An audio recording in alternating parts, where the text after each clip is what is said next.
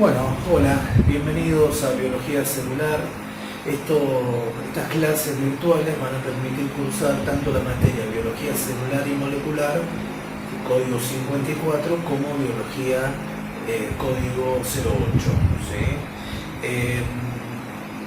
Vamos a empezar con lo que es el primer tema de la materia, que es niveles de organización de la materia.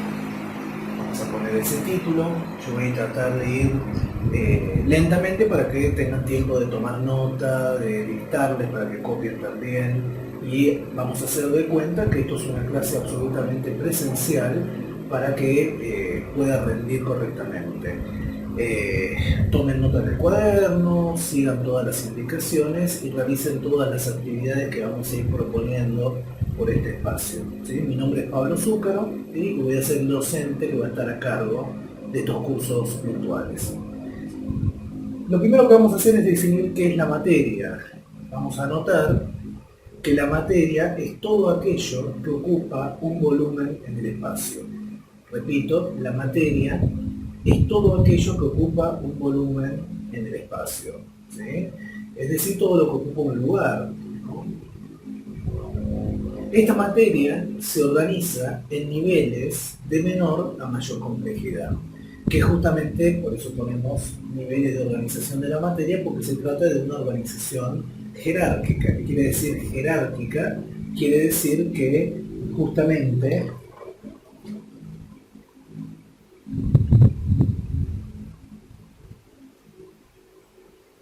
la organización de la materia, de todo lo que ocupa un volumen en el espacio, es de menor a mayor complejidad. En este marco, el primer nivel, por lo menos para nosotros, va a ser el nivel subatómico.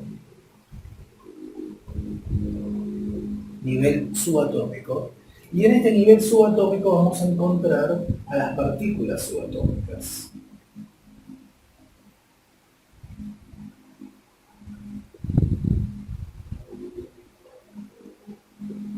Las partículas subatómicas son protón, que simbolizamos con la letra P y un signo positivo, electrón, que simbolizamos con la letra E y un signo negativo, y neutrón, con la letra N y el signo 0. ¿Sí? Entonces, protones, electrones y neutrones son las llamadas partículas subatómicas y pertenecen justamente al nivel subatómico.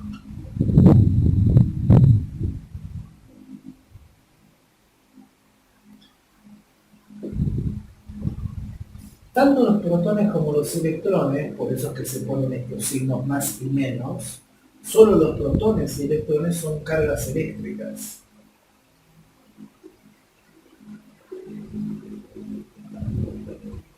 Justamente los protones van a tener carga positiva y los electrones van a presentar carga negativa. Son cargas eléctricas.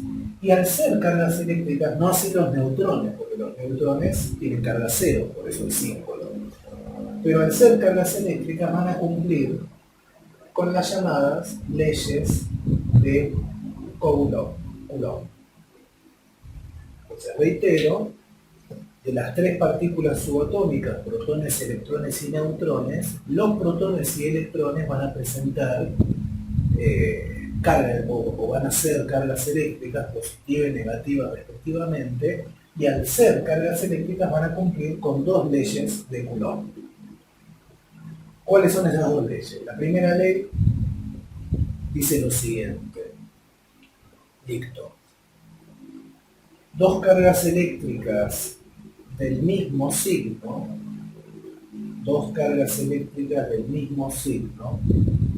se repelen quiere decir que se empujan, reitero, dos cargas eléctricas del mismo signo se repelen con una fuerza eléctrica inversamente proporcional a la distancia de separación. Reitero, dos cargas eléctricas del mismo signo se repelen con una fuerza eléctrica inversamente proporcional a la distancia de separación. ¿Sí? Entonces, si yo, por ejemplo, tengo un protón separada a cierta distancia de otro protón, por por la distancia, como esas dos cargas son del mismo signo, positivo y positivo, según esta primera ley de Coulomb, se van a repeler, se van a empujar. O sea, este protón empuja a este protón con una fuerza eléctrica y este protón a su vez empuja a este con la misma fuerza eléctrica. Es una fuerza eléctrica, se dice, de repulsión, porque se empuja. Ustedes quizás ya lo sabían por sentido común no, sino porque lo han estudiado en el colegio secundario, por ahí no tan con nombres técnicos como los que estamos acá mencionando, con términos técnicos, pero sí han estudiado que dos cargas de distintos signos se repelen. ¿Sí?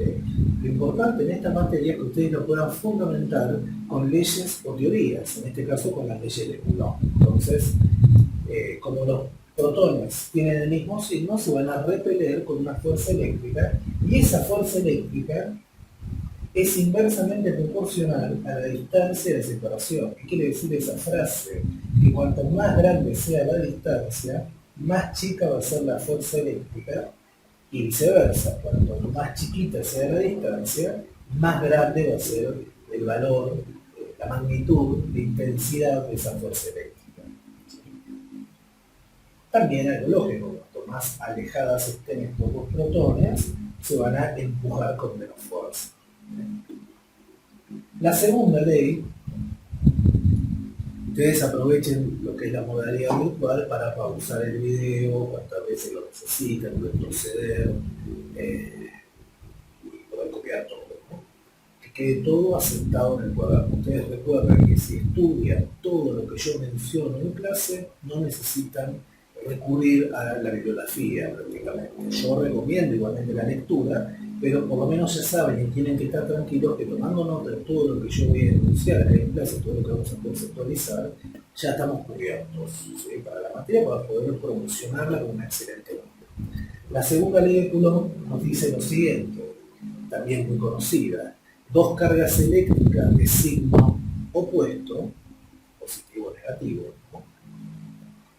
Dos cargas eléctricas, repito, de signo opuesto, se atraen con una fuerza eléctrica inversamente proporcional a la distancia de separación.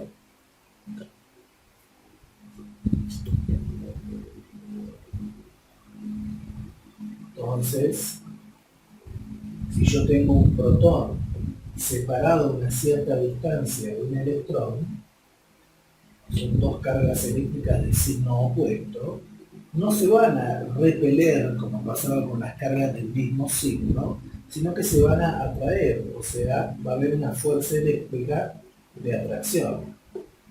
Y esa fuerza eléctrica también es inversamente proporcional a la distancia de separación. Cuanto más grande sea la distancia, más chica va a ser la fuerza eléctrica, en este caso de atracción. Y viceversa, cuanto más chica sea la distancia, más grande va a ser la fuerza eléctrica de atracción. Bien. Entonces, este es el nivel subatómico donde encontramos a estas partículas subatómicas, protones, electrones y neutrones, de las cuales los protones y electrones son cargas eléctricas y por ser cargas eléctricas van a cumplir con estas dos leyes importantes de la electricidad, que son las leyes de Coulomb. Cuando se juntan los protones, electrones y neutrones de una manera bastante compleja, como ahora vamos a ver, vamos a pasar al siguiente nivel,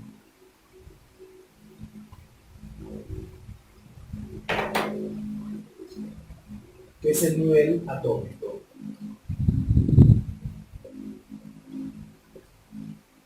Donde por supuesto vamos a encontrar al átomo. O a los átomos. Vamos a definir qué es un átomo, por lo menos una definición sencilla, conceptual, pero sencilla para nuestra asignatura. Cuando estudiemos química ahí podrán ver con mucha mayor profundidad las características del átomo. Pero el átomo es la partícula más pequeña que existe, indivisible,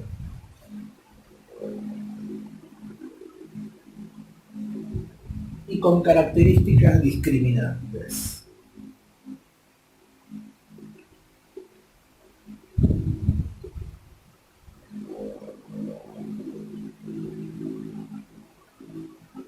¿Qué quiere decir esto? Ustedes dirán, pero Pablo, ¿no acabamos de decir que antes del nivel atómico tenemos el nivel subatómico y por lo tanto estas partículas subatómicas serían las partículas más pequeñas? Es correcto, pero el átomo es la partícula más pequeña indivisible, que yo no puedo agarrar un átomo, cortarlo a la mitad y obtener dos átomos hijos, ¿sí? Es indivisible el átomo, y además tiene, yo creo que esta es más importante, tiene características discriminantes. ¿Qué quiere decir esto? Que si yo tomo un átomo, supónganse de oxígeno, y lo comparo con un átomo de hidrógeno, son completamente distintos. No así un protón con otro protón. Si yo comparo un protón con otro protón, son exactamente idénticos. Incluso si yo comparo un átomo de oxígeno con otro átomo de oxígeno, van a tener características distintas. Este átomo tiene una estructura, por supuesto. Voy a poner la estructura atómica. Esa estructura atómica responde a un modelo, que es el modelo, por lo menos el que vamos a estudiar nosotros, el modelo de Rutherford Bohr.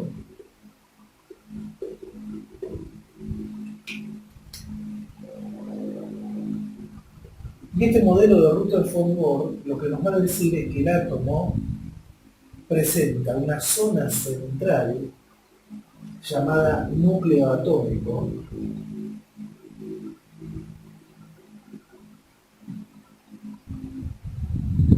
que va a estar formado por protones y neutrones. Y alrededor de ese núcleo atómico van a estar girando, si quieren en órbitas, el término no es del todo correcto, pero para nosotros está bien. Pero entonces decía, alrededor de ese núcleo atómico van a estar girando en órbitas los electrones. Tomen nota.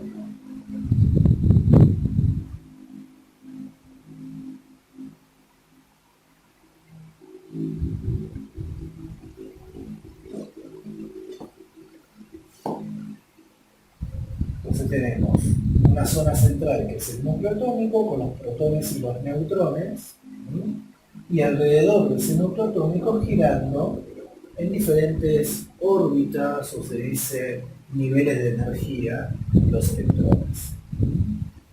Nótese que el núcleo atómico va a tener una carga positiva por los protones. Y los electrones obviamente tienen carga negativa, entonces fíjense ustedes que existe una fuerza de atracción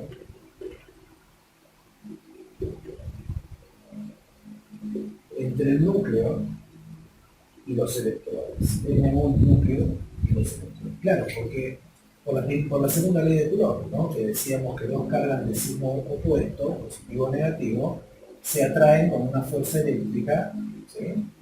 Entonces hay una fuerza de atracción entre el núcleo y los electrones, ¿sí? Una fuerza de atracción que no alcanza para que esos electrones se peguen al núcleo, pero sí alcanza para que queden girando, ¿sí?, alrededor de ese núcleo.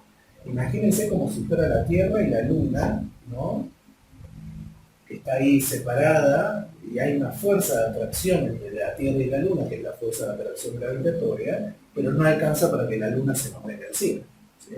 Claro, alcanza para mantenerla ahí en ese lugar. Vamos a decir que en el átomo se cumple un principio, que es el principio de electroneutralidad,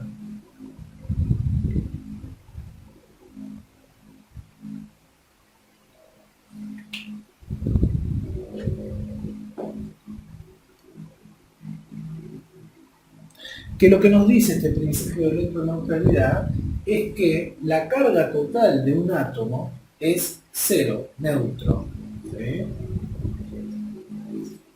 porque la suma de los protones, esto significa suma, es igual a la suma de los electrones, ¿sí? Entonces, cuando la suma de los protones, que son las cargas positivas que tenemos, es igual a la suma de los electrones, la carga del átomo, la carga, vamos a poner total, es cero. Ahí hablamos de un átomo neutro.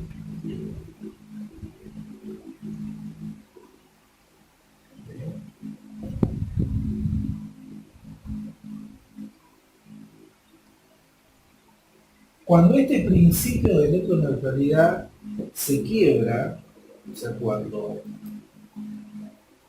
la cantidad de protones se vuelve distinta a la cantidad de electrones, ahí ya no hablamos de un átomo neutro, sino que la carga va a ser distinta de cero y hablamos de un ion o de iones.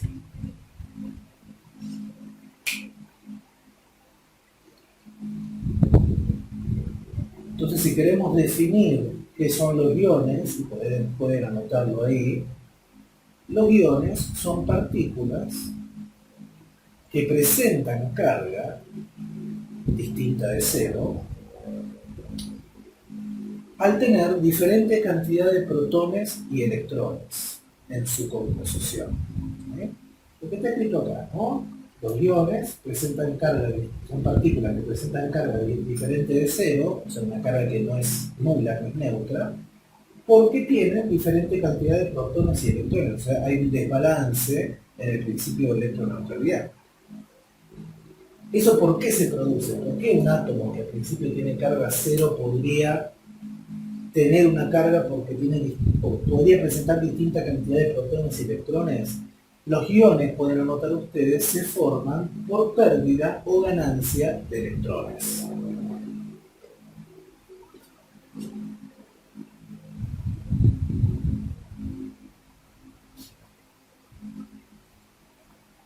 Nunca de protones, ¿sí? Pérdida o ganancia de electrones. Entonces, supongamos que yo tengo un átomo neutro, vamos a suponer el oxígeno, o de oxígeno. Vamos a suponer que al principio está neutro y que tiene 8 protones y 8 electrones. Por eso su carga va a ser cero, porque tengo la misma cantidad de protones y electrones, principio de electroneutralidad. Ahora, supongamos que este oxígeno gana, supongamos, ¿no?, que gana 2 electrones. Protones va a seguir teniendo 8, porque los protones no se modificaron, ganamos electrones, no protones. Entonces protones va a seguir teniendo 8, electrones, ¿cuántos va a tener? 10, porque si antes neutro tenía 8 y ganó 2, va a tener 10 electrones, y la carga entonces, ¿cuánto va a ser? Podemos hacer la resta, 8 menos 10, menos 2. ¿Sí? Ven que la carga ahora es distinta de cero, es una carga negativa. Claro, negativa porque tengo más electrones que protones, ¿no? Porque gané electrones. Esto es un ion, pero específicamente va a ser un anión. Anoto acá, el anión es un ion con tantas cargas negativas como electrones gane el átomo neutro. Fíjense ustedes que el átomo neutro ganó 2 electrones y la carga que tiene este ion es menos 2. ¿Sí? ¿Nota?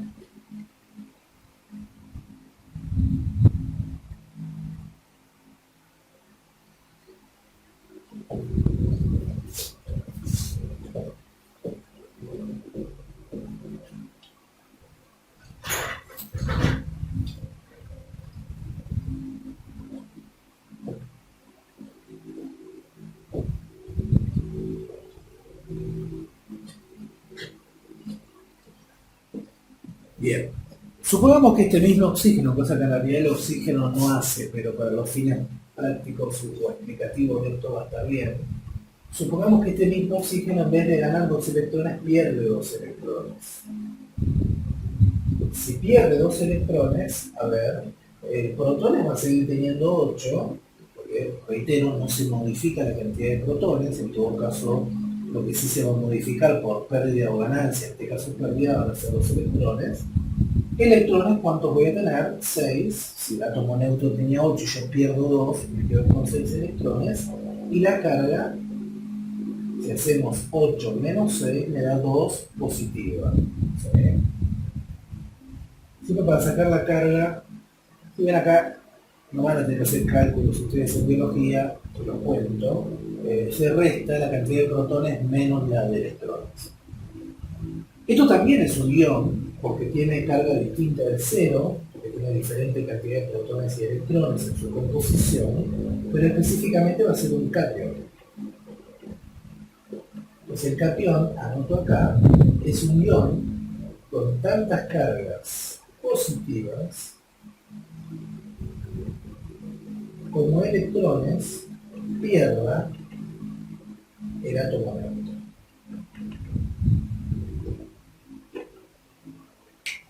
¿Copian?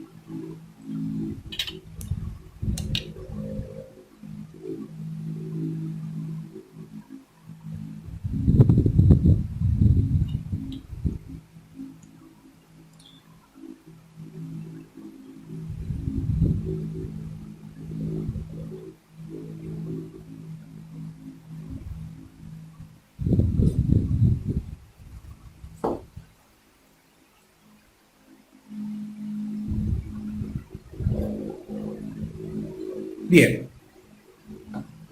vamos a ver, estamos todavía en el nivel atómico, yo voy a complejizar cada nivel, porque bueno, tiene una cierta complejidad cada uno de estos niveles.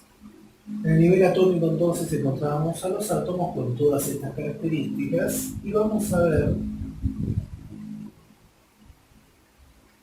algunas propiedades atómicas que son de importancia.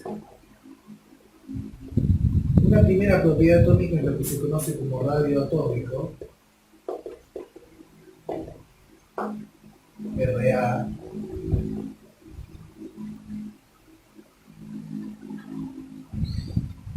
El radio atómico, anoten, es la distancia entre el núcleo de un átomo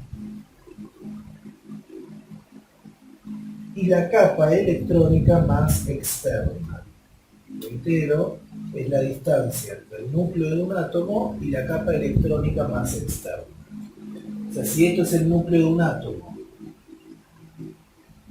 y acá tenemos las diferentes capas de electrones, recuerden que yo les dije que son órbitas, o pueden pensarlo como si fueran las capas de una cebolla, ¿sí? La distancia que hay entre el núcleo de un átomo y la capa electrónica más externa, eso es el radio atómico.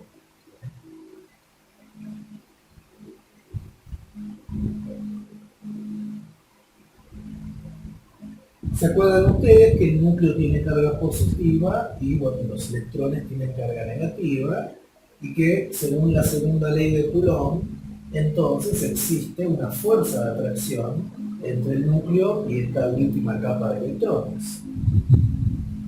¿Se acuerdan que esa fuerza de atracción, positivo o negativo, es inversamente proporcional a la distancia? O sea, cuanto más separados estén, más chiquita es la fuerza de atracción, y cuanto más cerca estén, más grande es la fuerza de atracción. Por lo tanto, podríamos decir nosotros que cuanto más grande sea el radio atómico, que es justamente la distancia entre el núcleo y la última capa de electrones, más chica va a ser la fuerza de atracción núcleo-electrón, y cuanto más chiquito sea el radio atómico, más grande va a ser esa fuerza de atracción núcleo-electrón. Esto va a tener suma importancia cuando veamos procesos como la fotosíntesis y hablemos de la oxidación y la reducción de compuestos biológicos, ¿sí? Esta cuestión del radio atómico y sobre todo la fuerza de atracción entre el núcleo y los electrones va a ser crucial. Otra propiedad, son muchas, nosotros vamos a ver solo dos, es lo que se conoce como electronegatividad.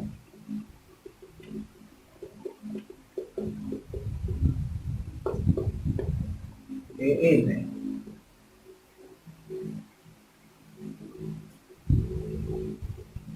La electronegatividad es la capacidad de un átomo para atraer electrones. Capacidad de un átomo, repito, para atraer electrones. Hay átomos que atraen más electrones que otros. O sea, si yo, por ejemplo, pusiera átomos de flúor y átomos de oxígeno en un recipiente lleno de electrones, el flúor atrae más a esos electrones porque el flúor es más electronegativo. ¿Sí? Voy a poner acá ese ejemplo, justamente. La electronegatividad del flúor es mayor a la electronegatividad del oxígeno. Por lo tanto, atrae más a los electrones que estén sueltos, si quieren, por ahí. Es un poquito más complejo, porque esos electrones en realidad no están sueltos por ahí, sino que están formando parte de una unión química, covalente generalmente, pero bueno, nosotros hay algunos elementos que tenemos que conocer y otros no. Entonces tenemos radio atómico, que tiene relación inversa con la fuerza de atracción entre el núcleo y la última capa electrónica, y electronegatividad como la tendencia, la capacidad de atraer electrones. ¿Sí? Justamente estas dos, entre otras, estas dos características, estas dos propiedades nos van a permitir distinguir entre dos tipos de átomos. Tenemos átomos que son metálicos, metales, vamos a poner acá, y átomos que son no metálicos. Los metales son aquellos que tienen mucho radio atómico, por ende, poca fuerza de atracción, núcleo-electrón, justamente por lo que dijimos, ¿no? Cuanto más grande es el radio atómico, más chica es la fuerza de atracción entre el núcleo y los electrones, y tienen poca electronegatividad también los metales, o sea, poca capacidad para atraer electrones. Por eso es que los metales, por todo esto en suma, tienen una tendencia catiónica. ¿Qué quiere decir tendencia catiónica? Lo que seguramente ustedes están pudiendo deducir, que tiene una tendencia a perder electrones. Los metales no ganan electrones, pierden electrones, porque justamente tienen muy poquita fuerza de atracción entre el núcleo y los electrones por tener un elevado radio atómico, y además tienen poquita electronegatividad, o sea, poca capacidad para atraer a los electrones. Por eso que, más que ganar, los metales pierden, tendencia catiónica. Los no metales, en cambio, ejemplos de metales podemos tener el hierro, el cobre, el aluminio, cobalto, etcétera. ¿Sí?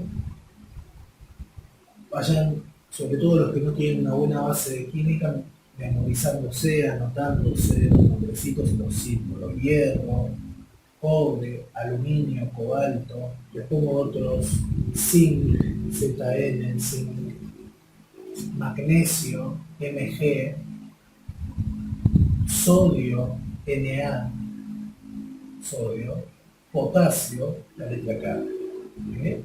Estos son algunos, seguramente se me pasen otros, pero son algunos de los que más vamos a utilizar acá. Y pues saber simplemente que son metales, el sodio es un metal, es un átomo metálico, y como tal va a tener carga positiva, porque tiene una tendencia catiónica. Cationes, recuerden, carga positiva.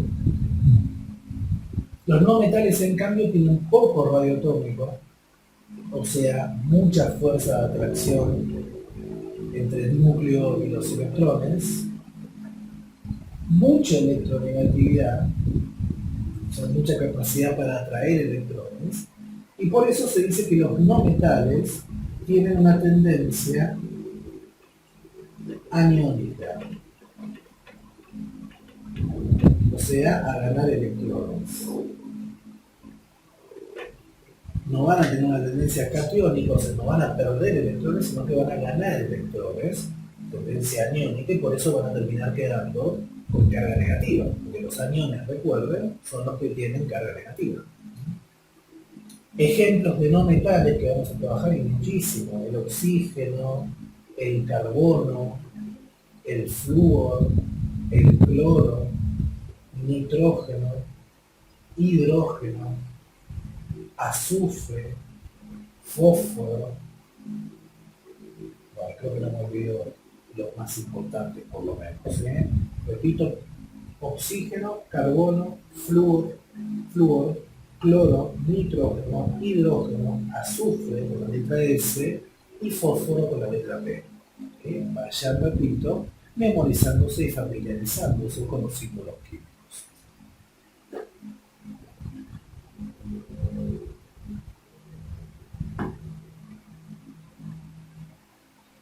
Muy bien. Estamos en el nivel atómico. Se van a juntar varios de estos átomos y vamos a pasar al siguiente nivel.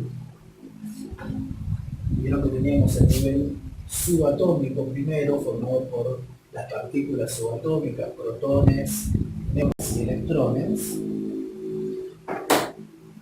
Pasamos al siguiente nivel, que era el atómico, cuando las partículas subatómicas se unían entre sí de una manera compleja, como vimos en el modelo de Rutherford-Bohr, formaban el átomo, y ahora los átomos se van a unir entre sí para pasar al siguiente nivel, que es el nivel molecular.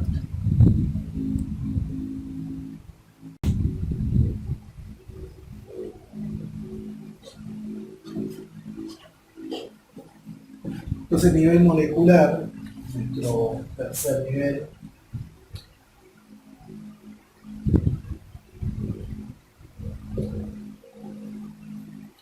y en este nivel molecular vamos a encontrar justamente las moléculas. En realidad acá vamos a encontrar las moléculas que llamamos inorgánicas y moléculas orgánicas pequeñas. Inorgánicas porque se pueden encontrar no solo en los seres vivos, sino en aquello que no está vivo, en el aire, en el agua. Y orgánicas porque solamente están, digamos, en los seres vivos.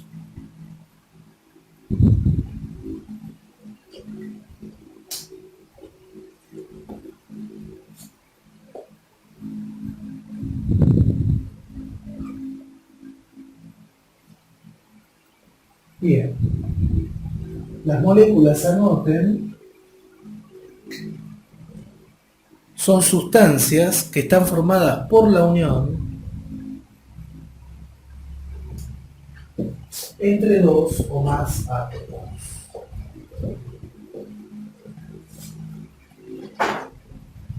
Sustancias formadas por la unión, reitero, entre dos o más átomos.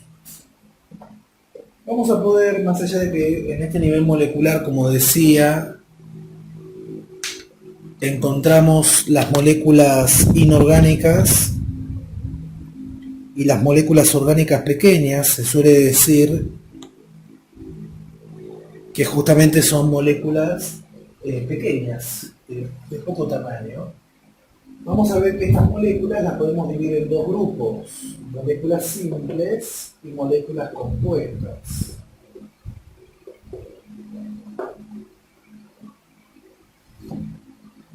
Simples y compuestas. Las moléculas simples están formadas por un solo elemento. El elemento sería algo así como el tipo de átomo. ¿Sí? Ahora lo van a entender. Por ejemplo, el ozono, una molécula simple, O3. ¿Cuántos átomos tiene? 3 átomos. Pero ¿cuántos elementos? Un elemento, oxígeno. Son 3 átomos de oxígeno, es un solo elemento. El elemento es el tipo de átomo. Otras moléculas simples tenemos el N2, H2, cloro 2.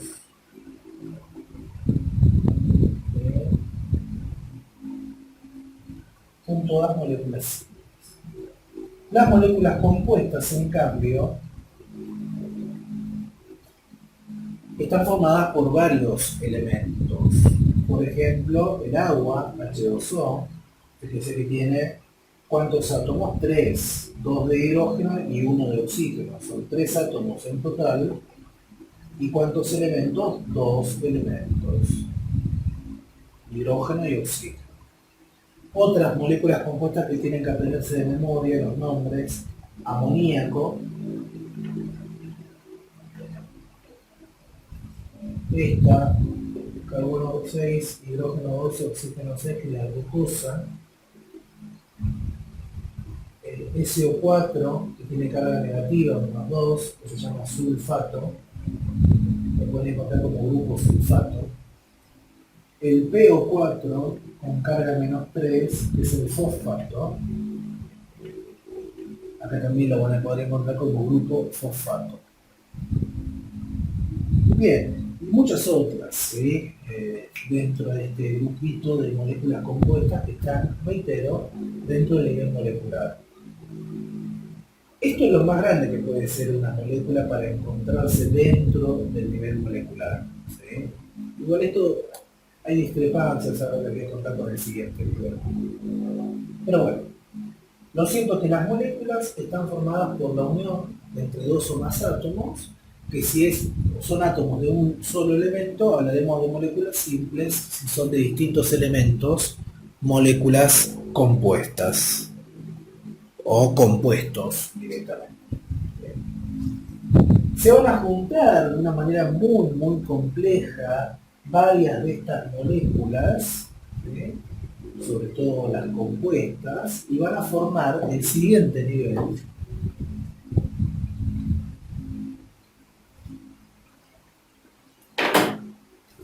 Cuarto, que es el nivel macromolecular o biomolecular.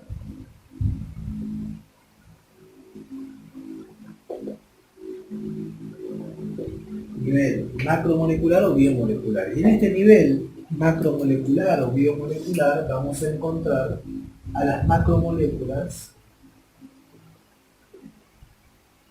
o biomoléculas.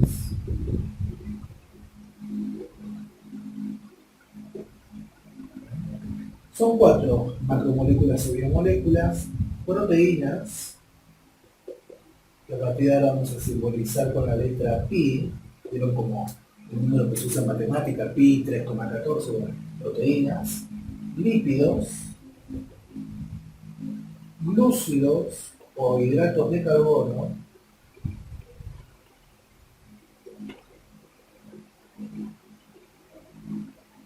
y, bueno, por acá los ácidos nucleicos. Esas son las 4 biomoléculas o macromoléculas que, como dije, pertenecen obviamente al nivel macromolecular o biomolecular. Son sinónimos. A pesar de que, bueno, definamos qué son, si quieren, las macromoléculas o biomoléculas, anotemos: son sustancias de elevado peso molecular, por eso macro, ¿no? Son sustancias, reitero, de elevado peso molecular, formadas por la combinación de moléculas más pequeñas. Ustedes vayan viendo que cada nivel es como la sumatoria del nivel anterior, ¿no? Las partículas subatómicas unidas forman el átomo, los átomos unidos forman las moléculas, y ahora les estoy diciendo que las moléculas unidas, de una manera muy compleja, forman a las macromoléculas o biomoléculas. A pesar de solamente ser 4, como les dije, proteínas, lípidos, glúcidos y ácidos nucleicos, a las macromoléculas las vamos a poder dividir en 2 grandes grupos: macromoléculas poliméricas y macromoléculas no poliméricas.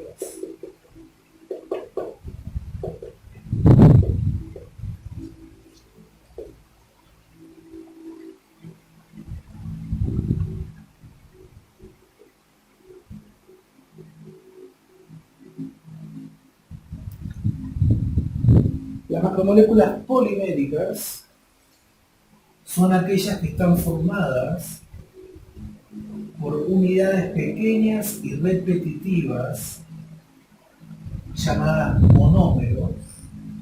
Repito, las poliméricas son aquellas que están formadas por unidades pequeñas y repetitivas llamadas monómeros,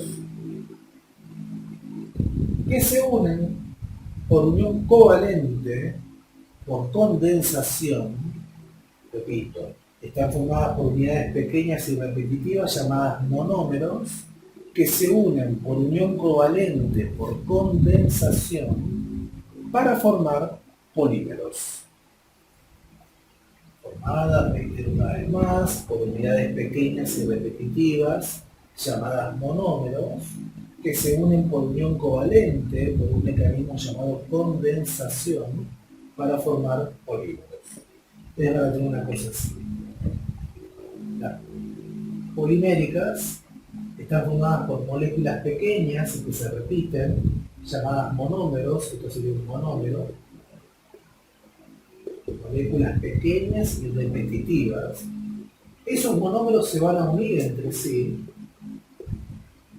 por una unión que se llama unión covalente por condensación.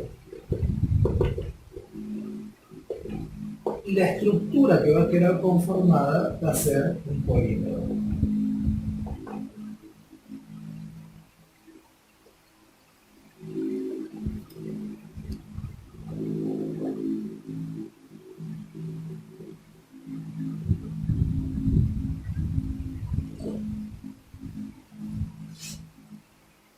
Entonces, las moléculas poliméricas tienen monómeros y polímeros. De hecho, así las vamos a estudiar. Primero vamos a estudiar cuáles son los monómeros con todas las características que tengan, cómo se unen esos monómeros, o sea, cómo es específicamente como un covalente con condensación, y finalmente estudiaremos las características de los polímeros que queden conformados.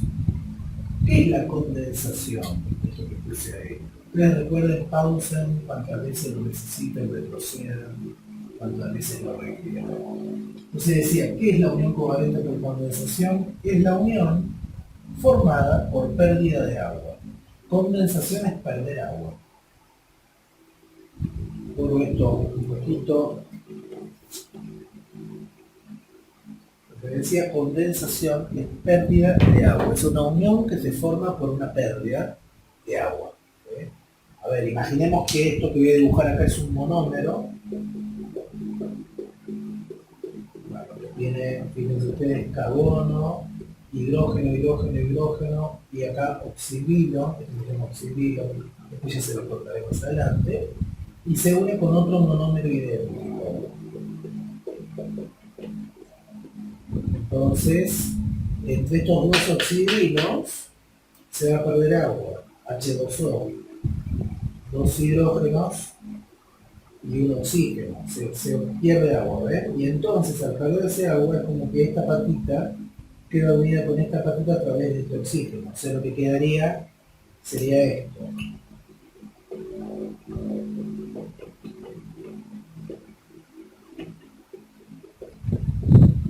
¿Ven? Esta es la unión por condensación, esto que les contaba acá. En este caso es un puente de oxígeno, obviamente va a ser así, un puente de oxígeno. Pero bueno, es una unión covalente por condensación, se le dice,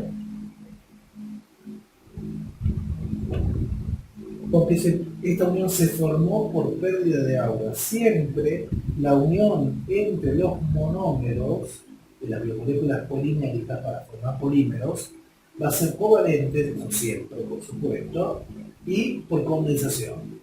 Covalente por condensación. El mecanismo es la condensación. Entonces, si ustedes se ponen a pensar, esta unión que se formó por pérdida de agua, por condensación, si yo le agregara agua acá, es así, fíjense que estos dos monómeros se unieron por pérdida de agua. Si yo le agregara agua, ¿qué sucedería? Se volverían a separar. Si yo hago lo contrario, ¿no? Si yo le quité agua a estos dos monómeros, a través de unas moléculas que se llaman enzimas, pero si yo le quité agua a estos dos monómeros, quedaron unidos. Si yo ahora agrego agua, no es que meto esto en agua, sino que viene algo, una enzima se llama, que agrega agua específicamente en esta unión, se va a romper la unión. Eso se denomina hidrólisis. Concepto sumamente importante en biología, ¿eh? Hidrólisis. Entonces les dicto lo que es la hidrólisis, anoten. La hidrólisis es la ruptura de una molécula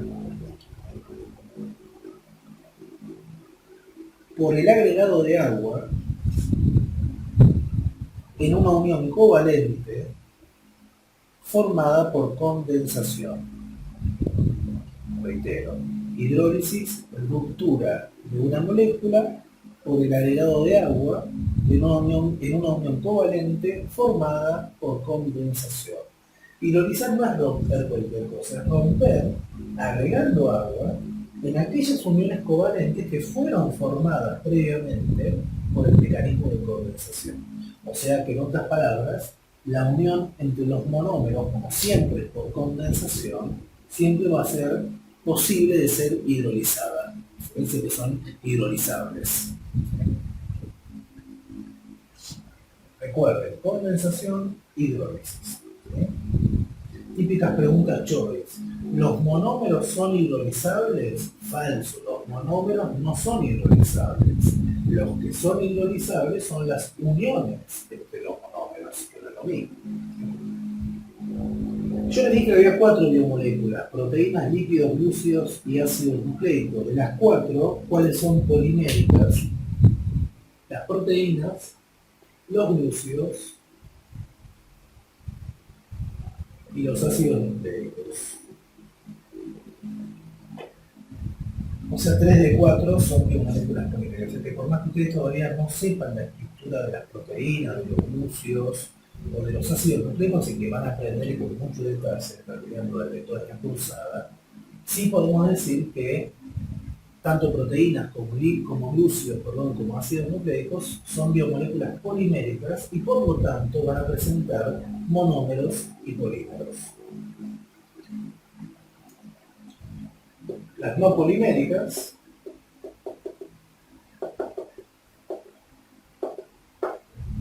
las biomoléculas no poliméricas son aquellas que no presentan ni monómeros ni polímeros. Reitero, las no poliméricas son aquellas que no presentan ni monómeros ni polímeros. Y son únicamente los lípidos. Las 4 biomoléculas, las que me quedan, que son los lípidos, son biomoléculas no poliméricas. Muy bien, o sea que bajo ningún punto de vista podemos hablar de los lípidos, de monómeros y polímeros. Se va complicando, que no es esto sencillo, por eso yo les digo, tomen nota de todo lo que vemos, porque reemplaza completamente cualquier bibliografía. Si ustedes toman nota de todo lo que acabamos, es un montón. Sigamos. Tenemos entonces el nivel macromolecular, donde encontramos a estas macromoléculas o biomoléculas, muchas de ellas poliméricas, otras no poliméricas. Concepto de condensación, concepto de hidrólisis, concepto de monómero, concepto de polímeros. Se van a juntar estas macromoléculas o biomoléculas y van a formar el siguiente nivel, que es el nivel agregado macromolecular.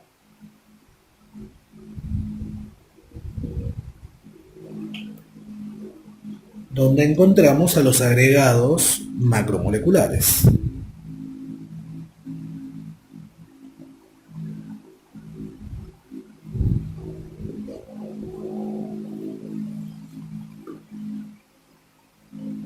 ¿Qué es un agregado macromolecular? Un agregado macromolecular es un complejo formado por la unión de 2 tipos de macromoléculas. Repito, un agregado macromolecular es un complejo formado por la unión de 2 tipos de macromoléculas. No son muchos los agregados, tenemos a la proteolípidos, lipoproteínas, glicoproteínas, proteoglicanos,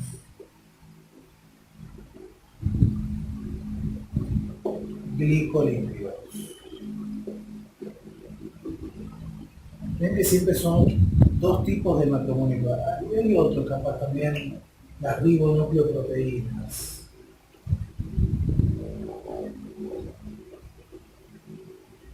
RNP, ribonucleoproteínas.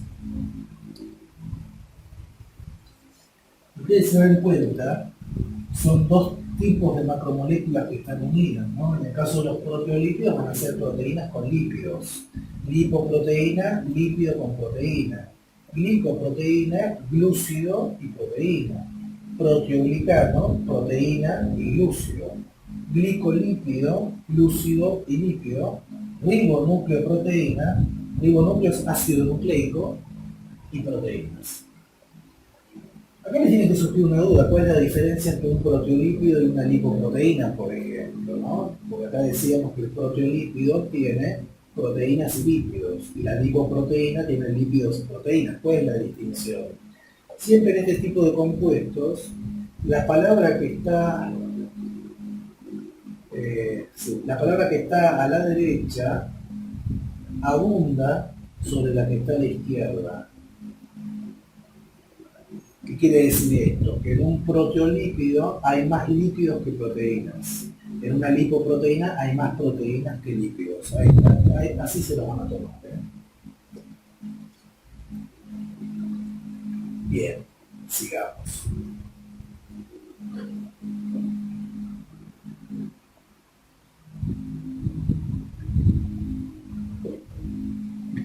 Sigamos entonces.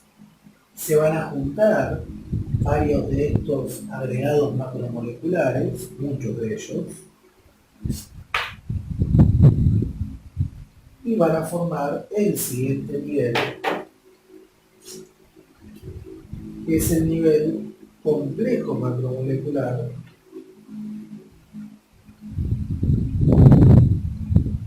o subcelular.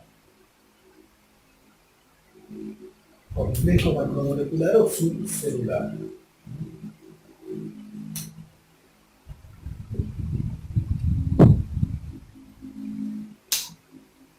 ¿Qué es un complejo macromolecular? Es una estructura enorme formada por la unión de muchas macromoléculas, ya no dos macromoléculas como en el caso de los agregados macromoleculares, sino muchas macromoléculas e incluso agregados macromoleculares también. Ejemplos de estructuras que pertenezcan a este nivel complejo macromolecular o subcelular: virus, membrana plasmática, citoplasma, organelas, etcétera, pero son todas estructuras que pertenecen al nivel complejo macromolecular, ¿sí? O sea, un virus, ustedes no saben todavía la estructura con todo detalle, pero ya por lo menos pueden inferir que un virus está formado por varias proteínas, lípidos, glúcidos o ácidos complejos. Lo mismo una membrana, un citoplasma u una organela, ¿sí? Complejo macromolecular formados por varios tipos de macromoléculas. Se junta una membrana plasmática, un citoplasma y muchas organelas que forman, seguramente lo pueden decir, una célula. El siguiente nivel va a ser el nivel celular, donde justamente vamos a encontrar a la célula, que es nuestro objeto de estudio. No se olviden ustedes que tanto biología como biología celular y molecular, en realidad lo que más va a estudiar va a ser la célula. Ambas son biologías celulares en realidad. Pasa que en biología código 08 por ahí no se le da tanta importancia, depende de la cátedra, pero no se le da tanta importancia a la parte molecular, como si se la damos en biología celular y molecular 54. ¿Qué es la célula? Hay dos definiciones que podemos dar de lo que es una célula. ¿Sí? Tenemos una definición bioquímica y una definición biológica. Vamos a dar ambas. Desde un punto de vista bioquímico, la célula, anoten, es un conjunto organizado de complejos macromoleculares. ¿Sí?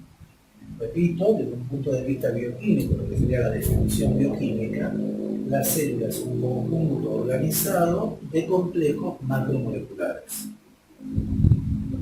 Como decíamos antes, ¿no? Es una membrana plasmática, un citoplasma, organelas, forman una célula, que son, esas tres estructuras que mencioné, son complejos macromoleculares. Desde un punto de vista biológico, que es por ahí la definición que más nos interesa a nosotros, la célula es la partícula más pequeña capaz de considerarse viva. ¿Sí? La célula, repito, es la partícula más pequeña capaz de considerarse viva. Es decir que, por eso se dice que es la unidad de vida. La unidad de vida quiere decir que, esto que les dije, ¿no? Es la partícula más pequeña capaz de considerarse viva. Por eso es que todo lo que está antes del nivel celular, todo lo que está acá en negro, no tiene vida. Vamos a hacer la línea divisoria. Todo lo que está antes del nivel celular, lo que está acá en negro, no tiene vida, y lo que venga a partir de ahora para abajo va a tener vida. Porque la célula es la partícula más pequeña que presenta vida. Por eso un virus que pertenece al nivel complejo macromolecular, por definición entonces no tiene vida. Tenemos que distinguir en dos tipos de organismos. Vamos a tener organismos o individuos unicelulares y organismos pluricelulares. ¿Por qué hacemos esta distinción? Porque vieron que el séptimo nivel es el nivel celular. Bueno, el octavo nivel va a depender, porque va a haber un octavo nivel para los unicelulares y un octavo nivel para los bicelulares. Esta es por lo menos la distinción más clara que he podido armar. ¿Sí? Porque la bibliografía en cuanto a las numeraciones es bastante conflictuada en este punto. Por supuesto, los organismos unicelulares están formados por una célula. ¿Sí? O sea, un organismo unicelular es una célula. Ejemplo de organismo unicelular, la bacteria es el ejemplo. Una bacteria es un organismo unicelular, o sea que una bacteria, en otras palabras, es una célula, está formada por una célula o es una célula que es lo mismo. Ejemplo de pluricelulares es el ser humano, ¿no? El ser humano, o cualquier animal, plantas, etc., ¿no? Los pluricelulares están formados por muchísimas células. ¿Sí? Mínimo dos, por supuesto, pero siempre mucho más. Por ejemplo, el ser humano tiene un ser humano adulto 100 billones de células aproximadamente. Entonces, para los organismos unicelulares vamos a tener un octavo nivel y para los pluricelulares vamos a tener un octavo nivel. ¿Bien? En los organismos unicelulares, el octavo y último nivel es el nivel colonial, donde encontramos a las colonias.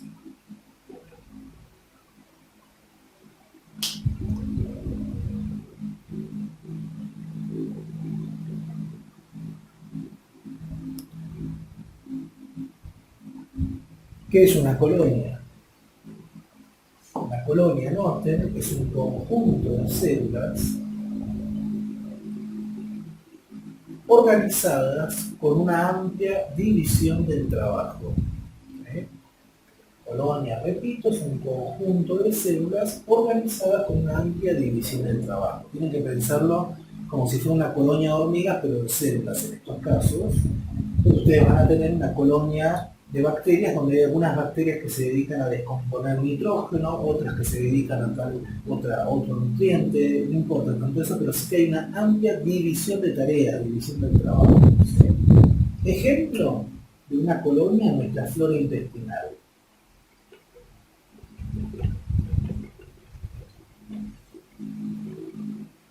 Justamente nuestra flora intestinal es una colonia, ¿sí?,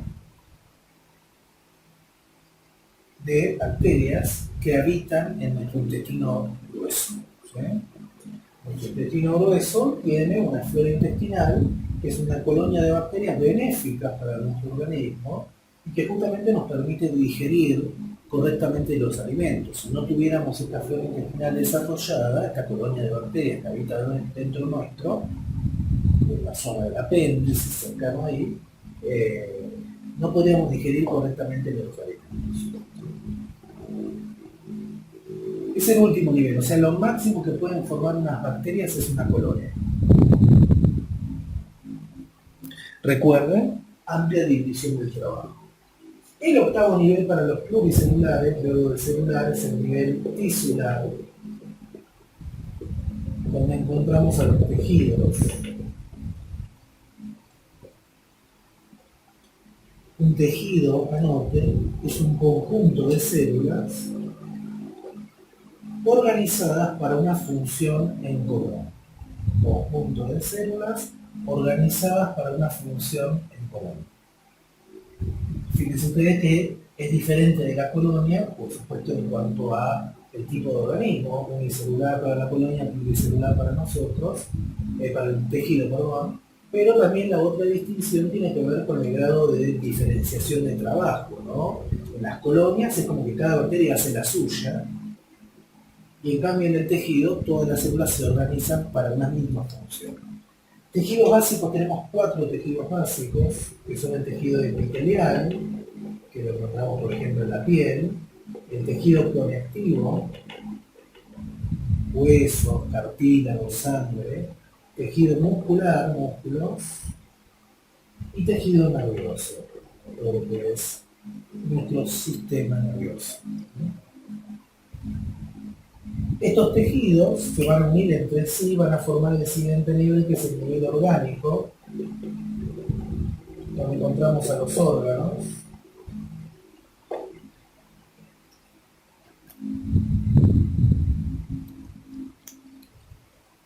¿Qué es un órgano? ¿Qué son los órganos? Un órgano, anoten, es un conjunto de tejidos dispuestos para una función en común. ¿Sí? Órgano, conjunto de tejidos dispuestos para una función en común. Si uno piensa, por ejemplo, en el corazón es un conjunto de tejidos, un tejido epitelial que llamamos endocardio, un tejido muscular que es el miocardio, y un tejido conectivo que es el pericardio, y todos estos se disponen para formar el corazón. Siguiente nivel sistémico,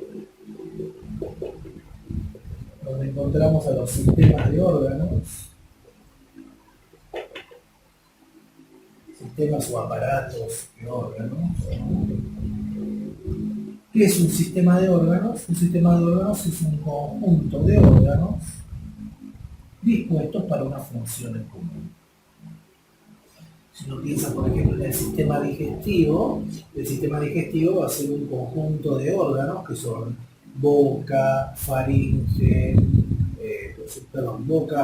esófago, estómago, intestino delgado, intestino grueso, recto, ano, hígado, páncreas, glándulas salivales. Todos esos órganos están dispuestos para la función en común, que en ese caso es la digestión y absorción de los nutrientes. Se juntan varios de estos sistemas de órganos, se junta un sistema digestivo, un sistema urinario, un sistema respiratorio, un sistema cardiovascular, un sistema tegumentario, y van a formar el siguiente nivel, que es el nivel individuo pluricelular. Fíjense que recién se puede hablar del individuo acá. En los unicelulares ya, por eso yo acá puse organismos o individuo unicelular, porque en los unicelulares ya una célula es un individuo, porque hace su vida, por decirlo de alguna manera. En cambio, en los pluricelulares recién se puede hablar de individuo después del nivel sistémico.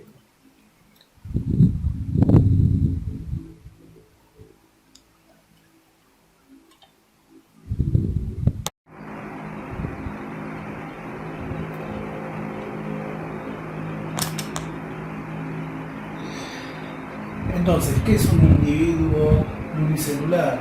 Un individuo pluricelular es un ser vivo, único e irrepetible, formado por un conjunto organizado de sistemas de órganos. Porque nosotros, los seres humanos, porque ejemplo de individuo pluricelular sería obviamente el ser humano entero, ¿no? Nosotros, seres humanos, no somos ni más ni menos que un conjunto organizado de sistemas de órganos, un sistema nervioso, digestivo, respiratorio, urinario, circulatorio, tegumentario, que es la piel, ¿sí? Bien.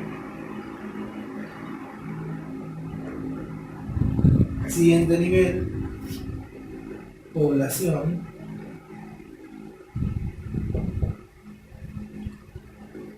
Una población es un conjunto de individuos de la misma especie. Población, repito, es un conjunto de individuos de la misma especie que conviven en un espacio y tiempo determinados.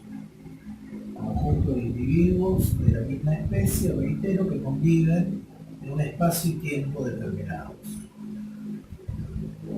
El concepto de especie lo vamos a ir viendo posteriormente, pero básicamente sabemos que está por ejemplo la especie humana, especie de perros, especie de gatos, un conjunto de individuos humanos sería una población que están conviviendo en un espacio y tiempo determinado. Para que sea población, los individuos tienen que ser de la misma especie. Siguiente, comunidad.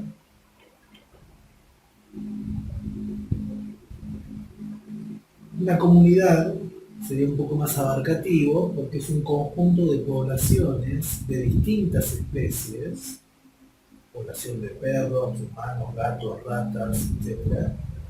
Una comunidad, reitero, es un conjunto de poblaciones de diferentes especies que conviven en un espacio y tiempo determinados. Podríamos pensar que un bosque, más que una población, es una comunidad.